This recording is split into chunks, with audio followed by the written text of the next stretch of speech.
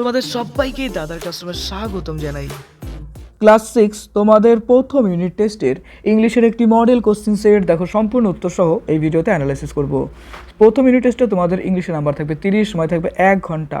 এবার সেকশন এতে দেখো বলেছে read the following স্ট্যান্জা and answer the question that follows. এটা কিন্তু সিন অংশ, অর্থাৎ তোমাদের ইংলিশ বইয়ের থেকে একটা গল্প বা কবিতা তুলে দেওয়া থাকবে, যেটাকে আমরা সিন অংশ বলবো।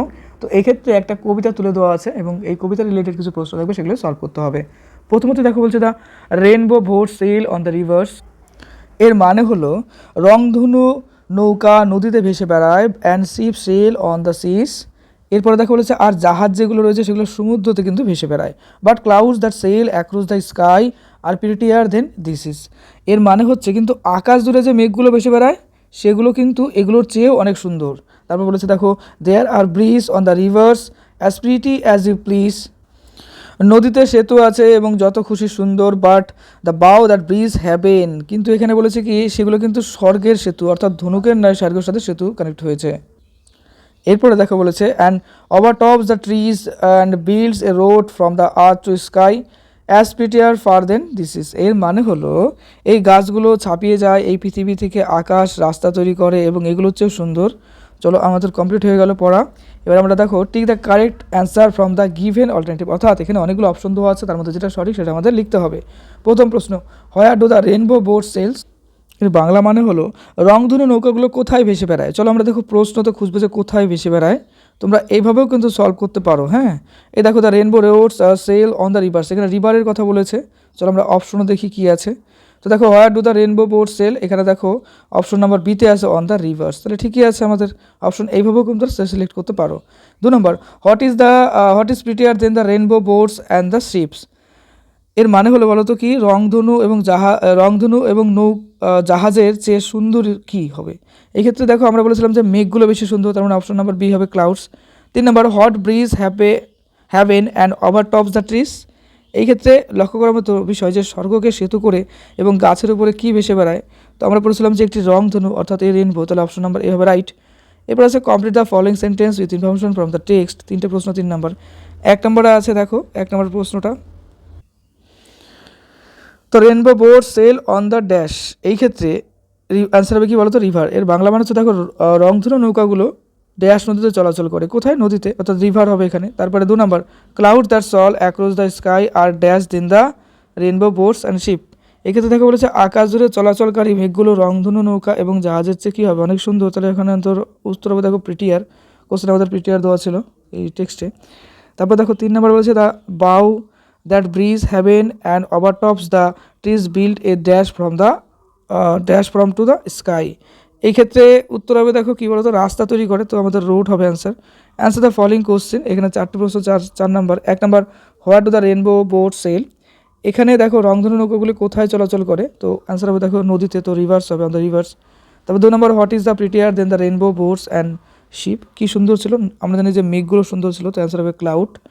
এরপরে what bridge heaven and overtops the trees, এখানে কার মতো সংযোগ স্থাপন করেছিল। এক্ষেত্রে দেখো বলবো আমরা উত্তরটি হবে অর্থাৎ স্বর্গের সেতু এবং গাছের উপর কি, এটি একটি আমরা বলেছিলাম যে রেনবো, তো অ্যান্সার হবে এ রেনবো।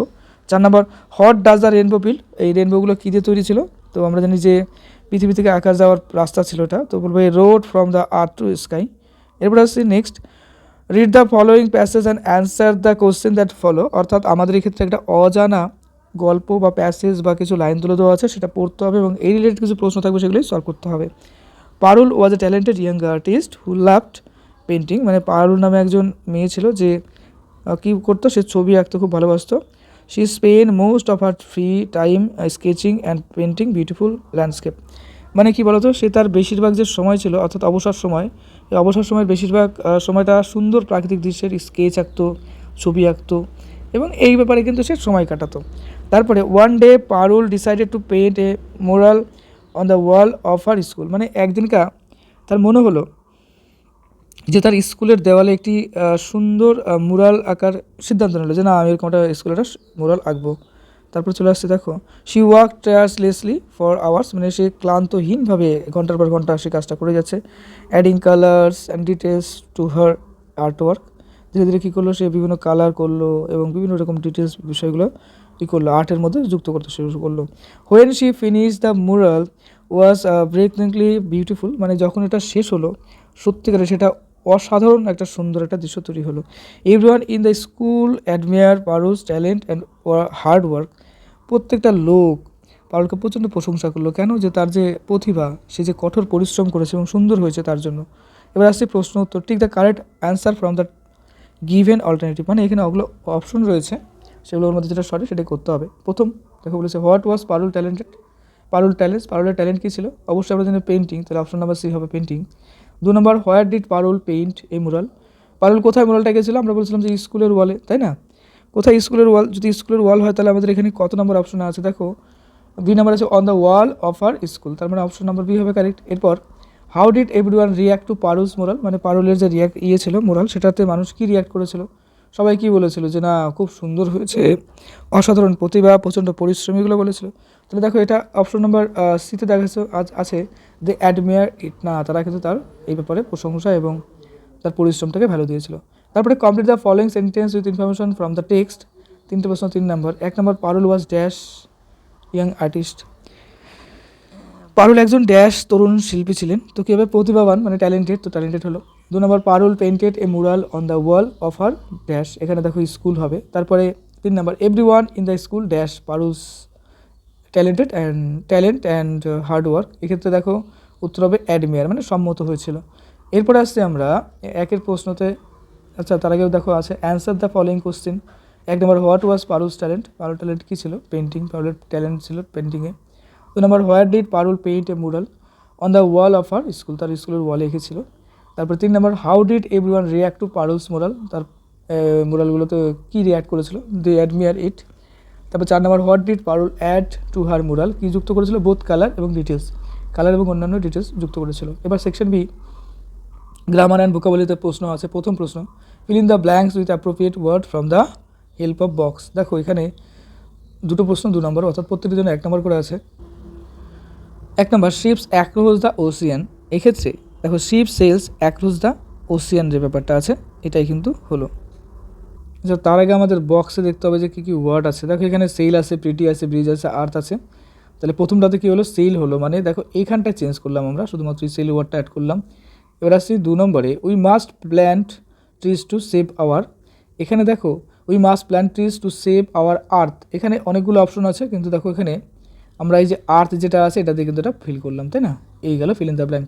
এরপরে feel in the blank with the correct form of the given verb in the bracket, মানে ব্র্যাকেটের মধ্যে যে ভাবগুলো আছে তার সঠিক ফর্ম আমাদের এখানে লিখতে হবে।